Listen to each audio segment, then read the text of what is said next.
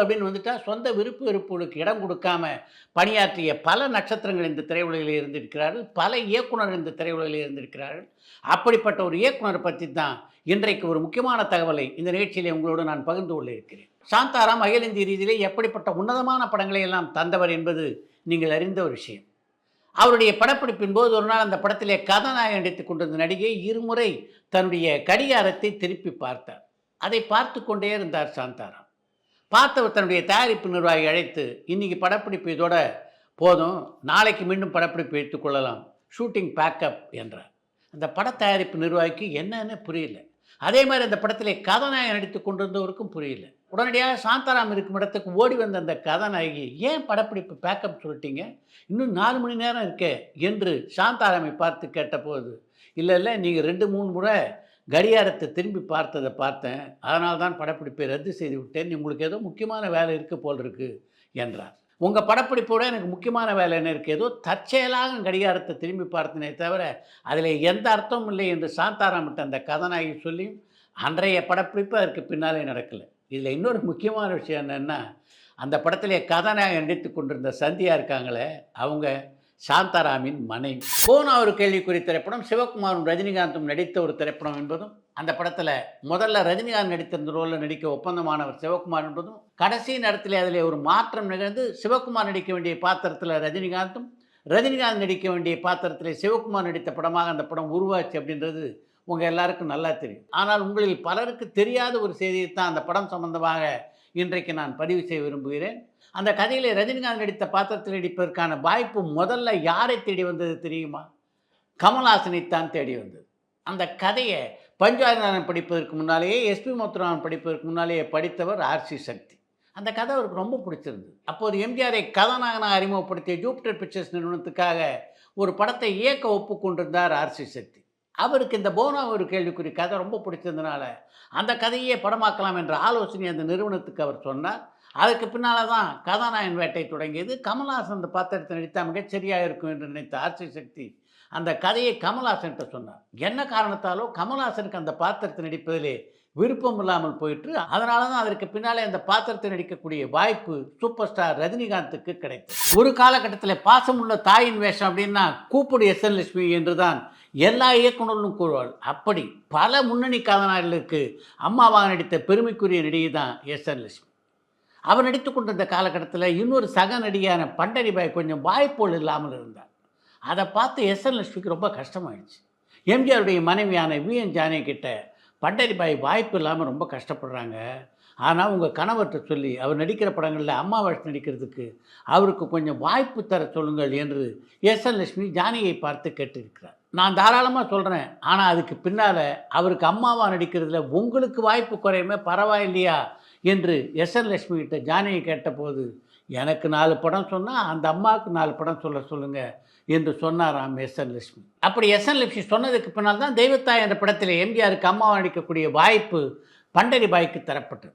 சக நடிகைக்கு பிரச்சனை அப்படின்னோடனே அந்த காலத்தில் இந்த நடிகைகள் எந்த அளவுக்கு உதவிகரமாக இருந்திருக்கிறாள் என்பதை உங்களுக்கு தெரிவிப்பதற்காகத்தான் இந்த சம்பவத்தை உங்களோடு நான் பகிர்ந்து கொண்டேன். நடிகர் திலகம் சிவகணேசன் நாதஸ்வர வித்வானாக நடித்த தில்லா நாம திரைப்படத்தை நீங்கள் அவ்வளவு எளிதிலே மறந்திருக்க மாட்டீங்க அப்படின்னு நான் நினைக்கிறேன். அந்த படத்தில் சிக்கல் சண்முக சுந்தரமாக நடித்த சிவாஜி நாதஸ்வரத்தை எடுத்து வாசிக்க தொடங்குவார். அப்போ வெடிச்சத்தம் கேட்கும், உடனே நிறுத்திடுவார். திரும்பவும் வாசிக்க தொடங்குவார். அப்போ மீண்டும் வெடிச்சத்தம் கேட்கும். இப்படி வெடிச்சத்தம் கேட்டுக்கிட்டு இருந்தால் என்னால் வாசிக்க முடியாதுன்னு அந்த இடத்த விட்டு கிளம்பி போய்விடுவார் அவர்.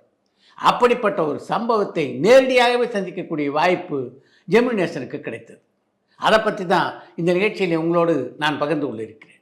அன்னைக்கு ஜெமினி நேசன் வீட்டினுடைய புதுமனை புகுவிழா விழாவுக்கு எல்லாரையும் அழைத்திருந்தார் ஜெமினி நேசன். அந்த விழாவில் முதல்ல டிஆர் மகாலிங்கத்துடைய கச்சேரி நடைபெற்றது.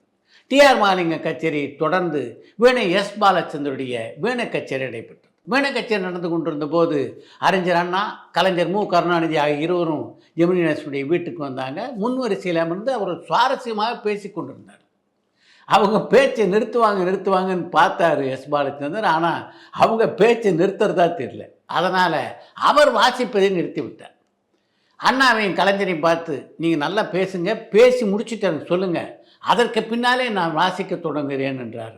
அவர் அப்படி சொன்ன அடுத்த நிமிஷம் பார்த்தீங்கன்னா அப்படி ஒரு அமைதி அந்த இடத்துல. ஜெமினேஷனை பொறுத்த வரைக்கும் மிகப்பெரிய பதட்டத்துக்கு ஆளானார் அவர். அண்ணாவும் கலைஞர் என்ன நினச்சிக்குவாங்களோ அப்படின்னு அவங்கள சமாதானப்படுத்தலான்னு அவர் போனபோது கலைஞர் எழுந்தார். எங்களுடைய பேச்சு உங்களுடைய இசைக்கு தடையாக இருந்ததுன்னா நான் வருத்தம் தெரிவித்துக் கொள்கிறேன். நீங்கள் உங்களுடைய இசை கச்சேரியை தொடருங்க, நாங்கள் என்னுடைய பேச்சை நிறுத்திக்கிறோம் என்று அவரிடம் சொல்லிவிட்டு அமர்ந்தார் அவர். அதற்கு பின்னாலே பாலச்சந்தருடைய கச்சேரி தொடர்ந்து நடைபெற்றது. ஒரு கலைஞனுடைய உணர்வுக்கு எந்த அளவுக்கு அண்ணாவும் கலைஞரும் மரியாதை கொடுத்தார்கள் அப்படின்றத உங்களுக்கு தெரிவிப்பதற்காகத்தான் இந்த சம்பவத்தை உங்களோடு நான் பகிர்ந்து கொண்டேன். இந்தியாவின் மைக்கேல் ஜாக்சன் என்று இன்று வரையிலே பாராட்டப்பட்டு கொண்டிருப்பவர் தான் பிரபுதேவா.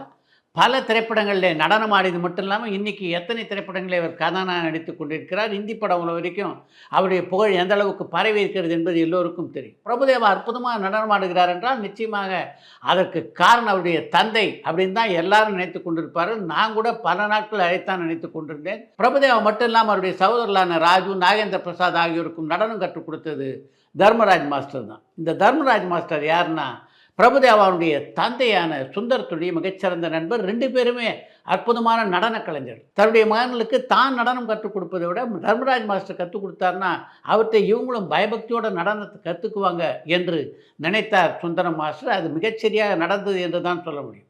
தர்மராஜ் மாஸ்டரை பற்றி குறிப்பிடும்போது அவர் மாதிரி ஒரு மாஸ்டரை பார்க்கவே முடியாது என்று பல பத்திரிகை பேட்டிகளிலே பதிவு செய்திருக்கிறார் பிரபுதேவா. இன்றைக்கி நான் ஓரளவுக்கு நல்லா ஆடுறேன்னு எல்லாரும் சொல்கிறாங்கன்னா அதுக்கு முக்கியமான காரணம் தர்மராஜ் மாஸ்டர் தான். என்னை பொறுத்த வரைக்கும் அவர் என்னுடைய தெய்வம் என்று சொல்லுவேன். தமிழில் மின்சார கனவு படத்திலும் இந்தியில் லக்ஷயா என்ற படத்திலும் நான் நடன இயக்குனராக பணியாற்றியதற்காக எனக்கு தேசிய விருது கிடைத்தது.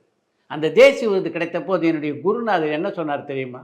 இந்த விருதெல்லாம் வரும் போகும், அதெல்லாம் பெருசாக எடுத்துக்காத, உன்னுடைய வேலையை ஒழுங்காக பாரு என்று சொன்னார்.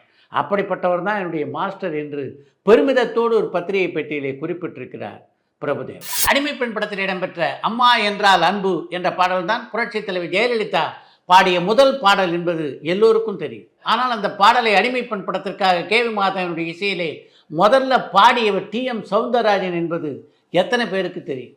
அந்த படத்திற்காக முதல்ல அந்த பாட்டை டி.எம். சௌந்தரராஜனுடைய குரலிலே பதிவு செய்து விட்டார் கேவி மகாதேவன். பாடல் பதிவானதற்கு பின்னாலே ஒரு நாள் கேவி மகாதேவனை அழைத்து எம்ஜிஆர், இந்த பாட்டு இடம்பெறுகின்ற சூழ்நிலை இருக்க அது நான் பேச முடியாத ஒரு சூழ்நிலை, அதனால் அந்த சூழ்நிலையில் நான் பாட்டு பாடி நடித்தா நல்லா இருக்காது, அதனால் இந்த பாட்டை அம்முவே பாடி நடிக்கட்டும், டி.எம். சௌந்தரராஜனுக்கு நம்ம வேறொரு பாட்டை கொடுத்து விடலாம் என்றார். அந்த ஆலோசனையை கேவி மாதவன் ஏற்றுக்கொண்டார். அதற்கு பின்னால் தான் டி.எம். சௌந்தரராஜன் அந்த படத்திற்காக பாடிய தாய் இல்லாமல் நான் இல்லை என்ற பாடல் பதிவானது.